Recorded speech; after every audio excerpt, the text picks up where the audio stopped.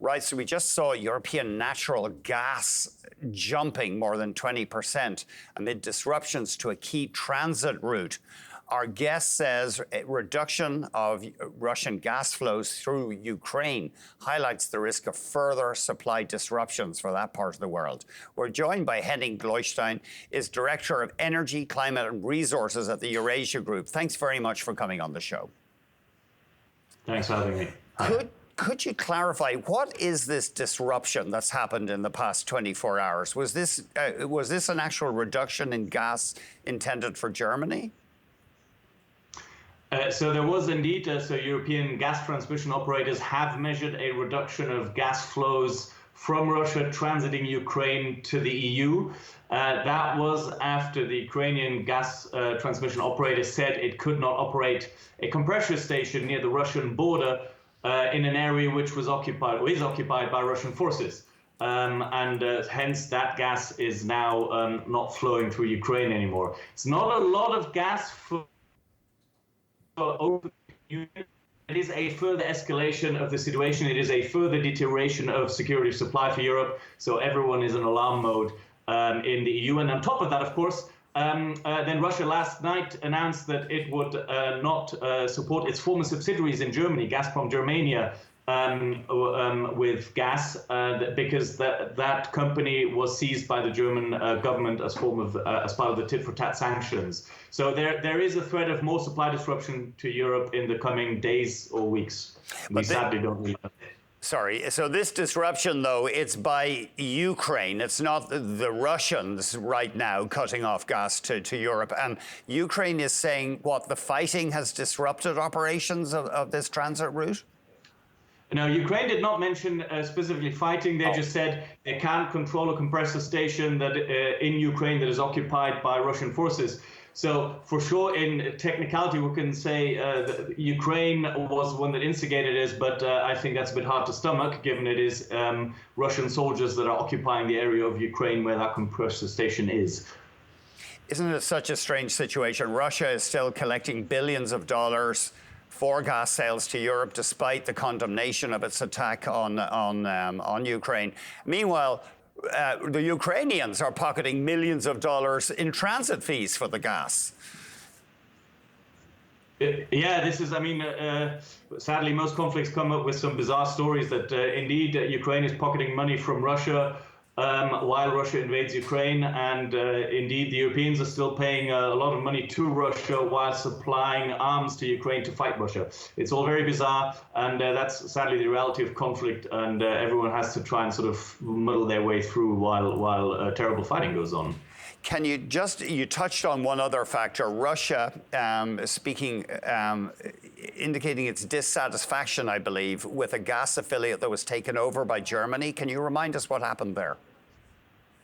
Yeah. So at the start of the war in March, Gazprom, the mother company in Russia, dumped its assets in Europe, and that was most of those are under Gazprom Germania, which they're registered in Germany. So the German gas system operator called the Bundesnetzagentur took them over into temporary ownership. Now Gazprom in Russia is saying they will not allow that entity that used to be theirs, but now is under guardianship of the German government to handle any Russian gas anymore. They've also told the Polish government that the Polish gas pipeline operator that operates Yamal pipeline, which takes Russian gas, is not allowed to handle Russian gas anymore. So it's really awkward. Maybe they can sign new contracts, but at the moment there's a lot of head scratching going on in Warsaw, in Berlin and Brussels as to what this will mean. And that means there's a risk of more disruptions.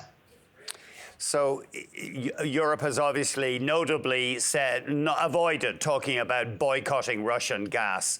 It looks, I mean, could the region even do that? Could they even contemplate that, economically speaking? It's a tough one. If Russian gas stopped flowing, let's say tomorrow, Europe would probably have to ration energy for many non-essential industries to ensure essential supplies of healthcare services, of household heating, for instance, next winter. That said, preparations are ongoing across Europe to maximize alternative supplies, for instance, LNG. gas from Norway or renewables, demand destruction. They're trying absolutely everything just in case this happens, just in case Russia cuts off, or if there's no solution on the ground and things escalate further, and suddenly the EU feels forced it has to impose sanctions on gas as well. That's not on the cards right now, but the industry is preparing for everything at the moment. So if I ran a company that provided any kind of oil and gas infrastructure, and I had European operations, I'd be making quite a lot of money right now. My phone would be ringing. Yeah, sure. You probably won't brag about it publicly, but yeah, I mean, if you've got any alternative solutions to sell to the Europeans at the moment, they'll throw money at you. I mean, I just saw the latest figures. The estimate is it'll cost 200 billion euros, excuse me, so 200 billion euros just this year to help them reduce their reliance on Russia. So it's a lot of money flowing to somebody here, sure. Yeah, and some of that, I guess, is going into renewable energy as well.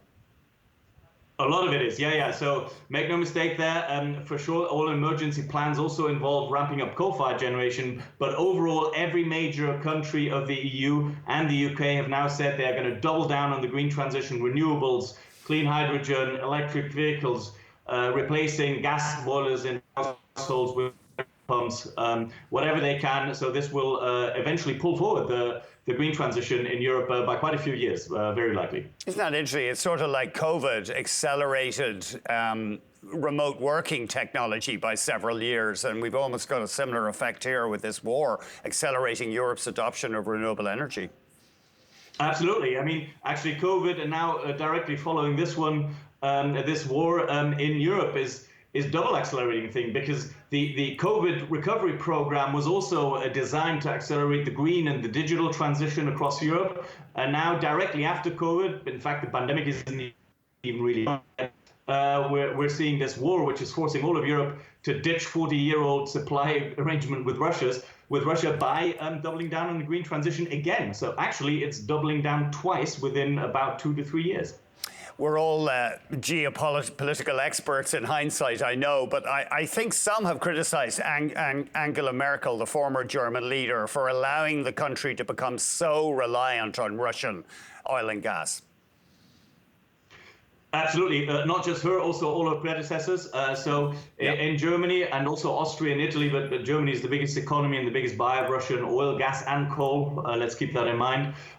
40 years of pipeline diplomacy and Ostpolitik, as it's called there, has been wiped off the table. I mean, it's worth remembering that, yes, for 39 years it worked quite well.